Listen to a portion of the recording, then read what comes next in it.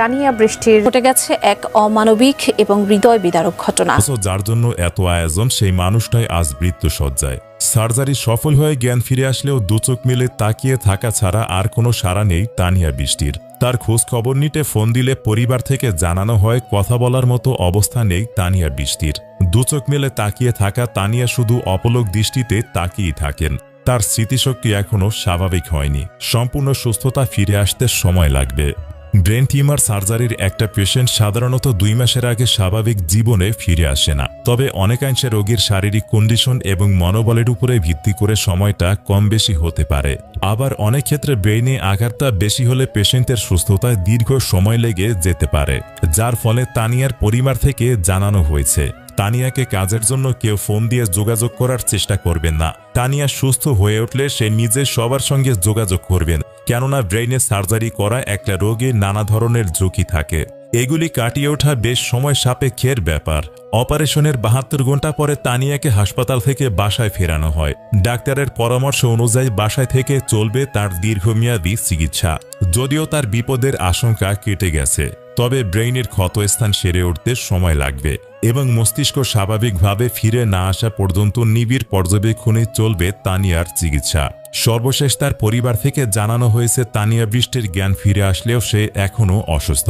এই অসুস্থতা কাটাতে আরও কত সময়ের প্রয়োজন সেটা বলা যাচ্ছে না। এই মুহূর্তে দরকার তার বিশ্রাম, এবং সেই বিশ্রামে দিনের পর দিন কেটে যাচ্ছে তানিয়ার। সকলের দৃঢ় প্রতীক্ষা কবে স্বাভাবিক জীবনে ফিরে আসবেন তানিয়া বৃষ্টি। দাঁড়া দাঁড়া কাঁদতেছিস কেন?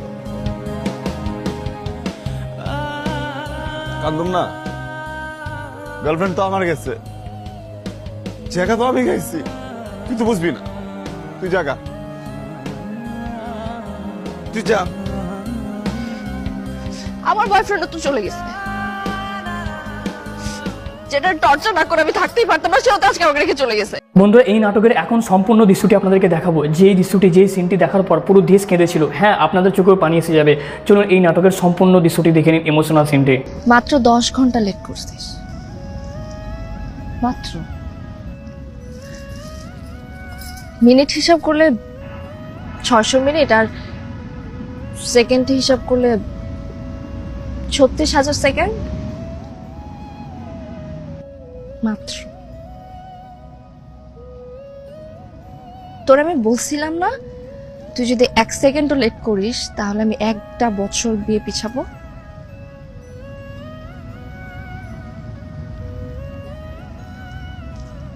তোরে আমি বিয়ে করব 36,000 বছর পর। Good bye. Don't touch me. কি বলবি তুই? হ্যাঁ, কি বলবি? কেউ মারা গেছিল? কবর দিতে গেছিলি? তুই জানাজা পড়তে গেছিলি? হ্যাঁ,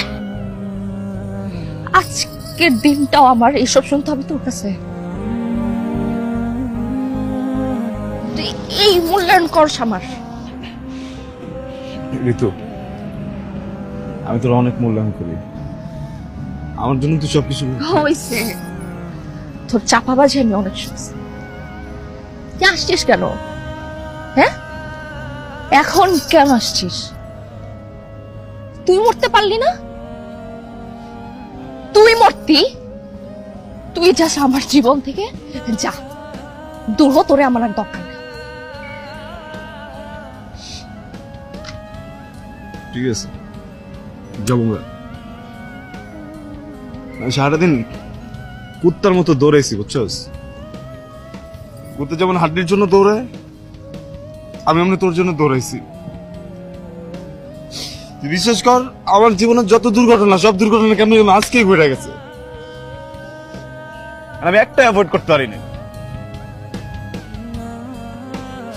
কোথায় কোথায় লেট লেট লেট লেট, তুই কি বোঝোস?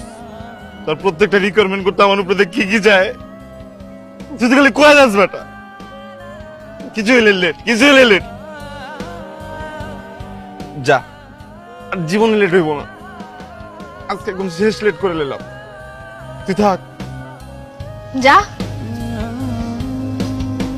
যা না, সমস্যা কি? আমি চিড়িয়াখানার জন্তু জানোর সাথে থাকবো, কিন্তু তোর সাথে থাকবো।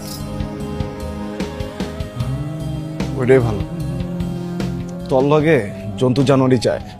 একটা মানুষের মন বোঝার জন্য যতটুকু ক্ষমতা দরকার না, আল্লাহ তোর একটু ক্ষমতা দেয় নাই, বুঝছস?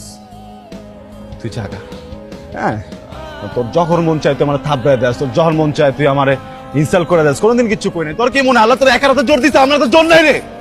আমি তোর মারতে পারি না, কি লেগে মারি না জানোস? আমি তোরে ভালোবাসি। তুই জাগা, তুই এখান থেকে চুপচাপ জাগা, কিচ্ছু হইব না, আমার কষ্ট হইব, আমি 2 দিন কান্দুম, তোর ঠিক হয়ে যাবো। যা, তোর জন্য যত কান্না সব আজকে শেষ। যা, যেতেছ না কি লাগে, যা।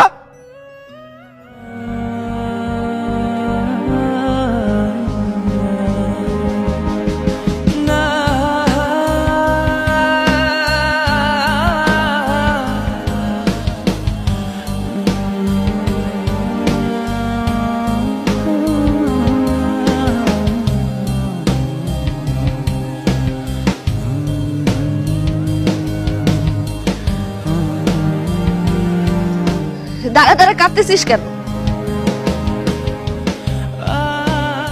কান্দুম না, গার্লফ্রেন্ড তো আমার গেছে, জায়গা তো আমি গেছি, তুই তো বুঝবি না। তুই জাগা, তুই যা।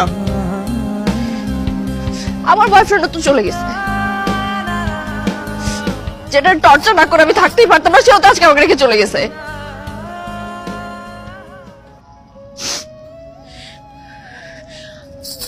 দম বন্ধ লাগতেছে, টিমলেট আমাকে শাক দে না।